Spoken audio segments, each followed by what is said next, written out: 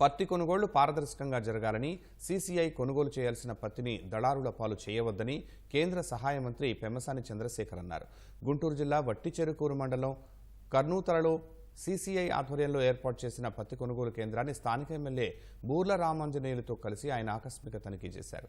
CCI కొనుగోలు కేంద్రాల్లో complaint box, toll free నంబర్లను వెంటనే ఏర్పాటు చేయాలని జాయింట్ కలెక్టర్ భార్గవ్ తేజ్ను ఆదేశించారు.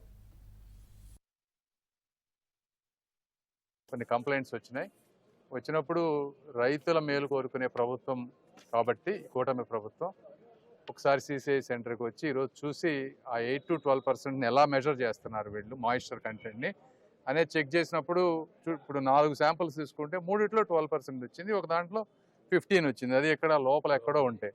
ఇప్పుడు పైన వీళ్ళంతా ఈ కవర్ పెట్టేసి కవర్ చేసుకొని వచ్చినప్పుడు ఆటోమేటిక్గా కొద్ది గొప్ప తేమ శాతం పెరిగే అవకాశం ఉంది.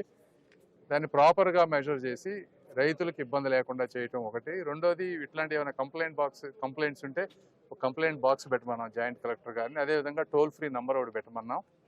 మూడోది ఇవన్నీగా ఇప్పటికి కూడా న్యాయం జరగకపోతే మీరు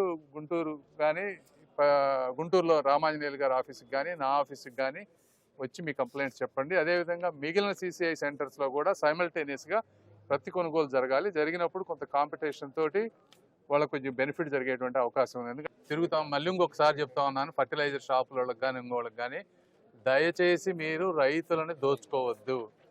తర్వాత మీ లైసెన్సులు క్యాన్సిల్ అయితే మళ్ళీ మమ్మల్ని మీరు తిట్టుకున్నా ఉపయోగం ఉండదు.